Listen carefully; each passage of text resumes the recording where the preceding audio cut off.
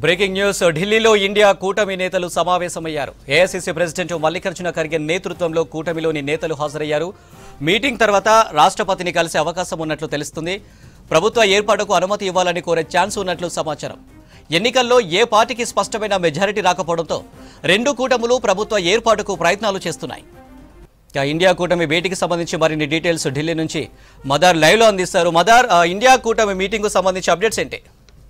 అనిల్, ఒక్కొక్కరుగా ఇప్పుడే పార్టీకి సంబంధించిన నేతలందరూ కూడా మిత్రపక్షాలకు సంబంధించిన నేతలందరూ కూడా మల్లికార్జున ఖర్గే నివాసానికి చేరుకుంటున్నారు. ఇప్పటికే కాంగ్రెస్ పార్టీ అగ్రనాయకులు సోనియా గాంధీ, రాహుల్ గాంధీ, ప్రియాంక గాంధీలు చేరుకున్నారు. ఇక తమిళనాడు ముఖ్యమంత్రి డిఎంకే అధినేత స్టాలిన్ కూడా మరి కాసేపట్లోనే చేరుకోబోతున్నారు. ఇక ఆమ్ ఆద్మీ పార్టీ నుంచి రాఘవ్ చెడ్డా, సీతారాం యేచూరి లాంటి ప్రముఖ నేతలు, ముఖ్యంగా చంపై సోరెన్, కల్పనా సోరెన్ లాంటి నేతలందరూ కూడా ఇప్పటికే ఈ భేటీకి హాజరయ్యారు.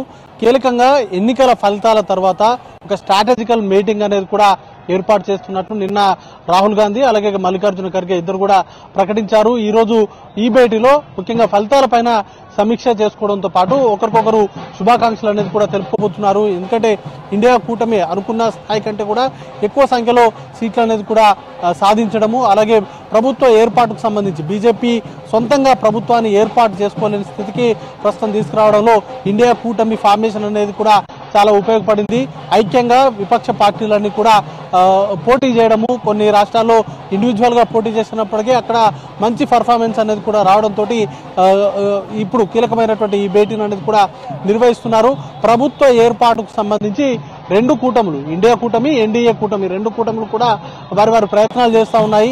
గతంలో మిత్రపక్షాలుగా ఉండేటువంటి పార్టీలను ఈసారి లైక్ మైండెడ్ పార్టీస్ అన్నింటినీ కూడా ఆహ్వానించాలని కూడా నిర్ణయం తీసుకోబోతున్నారు. ఈ భేటీ తర్వాతనే ఆ మేరకు నిర్ణయం అనేది కూడా ఉండేటువంటి అవకాశం ఉంది.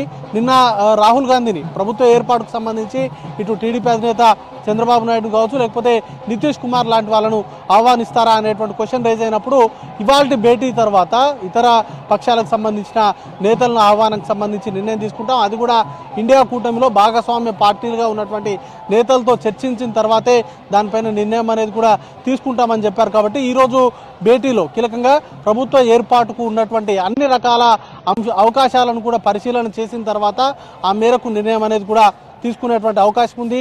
టీఎంసీ అధినేత్రి మమతా బెనర్జీ కావచ్చు, అలాగే అఖిలేష్ యాదవ్ చాలా పెద్ద నెంబర్స్ కాంగ్రెస్ పార్టీ తర్వాత ఈ రెండు పార్టీలు అనేది కూడా చాలా కీలకంగా యూపీలో సమాజ్వాదీ పార్టీ అలాగే బెంగాల్లో టీఎంసీ రెండు పార్టీలు కూడా చాలా ఎక్కువ మొత్తంలో సీట్లు అనేది కూడా గెయిన్ చేసుకున్నాయి. వాటితోటి ఇండియా కూటమి యొక్క బలం అనేది కూడా పెరిగింది. ఎన్సీపీకి మహారాష్ట్రలో అనుకున్న స్థాయిలో ప్రభావం చూపించినప్పటికీ అక్కడ కూడా మంచి నెంబర్స్ ని శివసేన, ఎన్సీపీ రెండు కూడా సాధించాయి. ఇప్పుడు ఈ ఇండియా కూటమిలో ఈ నాయకులే చాలా క్రూషియల్ రోల్ అనేది కూడా పోషిస్తా ఉన్నారు. మొదటి నుండి కూడా కాంగ్రెస్ పార్టీ ఇతర ఇండియా కూటమిలో ఉన్నటువంటి ఇతర భాగస్వామ్య పార్టీలకు సంబంధించినటువంటి నేతలతో చర్చించిన తర్వాత కొన్ని నిర్ణయాలు అనేది కూడా తీసుకుంటున్నారు. కాబట్టి ఈసారి కూడా ప్రభుత్వ ఏర్పాటుకు సంబంధించి గతంలో ఇండియా కూటమిలో నితీష్ కుమార్ భాగంగా ఉన్నారు. తర్వాత కొన్ని ఇష్యూస్ తోటి ఆయన బయటకు వెళ్లారు. ఇప్పుడు ఆయన్ని మరొకసారి ఇండియా కూటమిలోకి ఆహ్వానించాలి అనేటువంటి చర్చ కూడా జోరుగా సాగుతా ఉంది. అలాగే కాంగ్రెస్ పార్టీతో గతంలో చంద్రబాబు నాయుడు కూడా పనిచేశారు.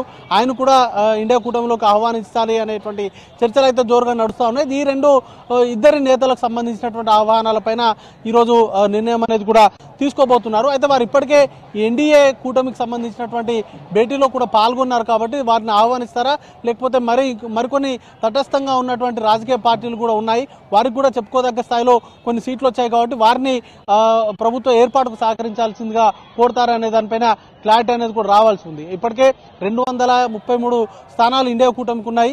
ప్రభుత్వాన్ని ఏర్పాటు చేయాలంటే 272 స్థానాలు కావాలి, ఇంకా 41 స్థానాలకు సంపాదించాలి. వాటికి సంబంధించినటువంటి అంశాలపైనే ప్రస్తుతానికైతే చర్చలు అనేది కూడా నడుస్తూ ఉన్నాయి. మరి కాసేపట్లోనే ఈ భేటీ ముగిసిన తర్వాత ప్రభుత్వ ఏర్పాటుకు సంబంధించినటువంటి అంశం పైన పూర్తి స్థాయిలో క్లారిటీ అనేది కూడా రాబోతా ఉంది.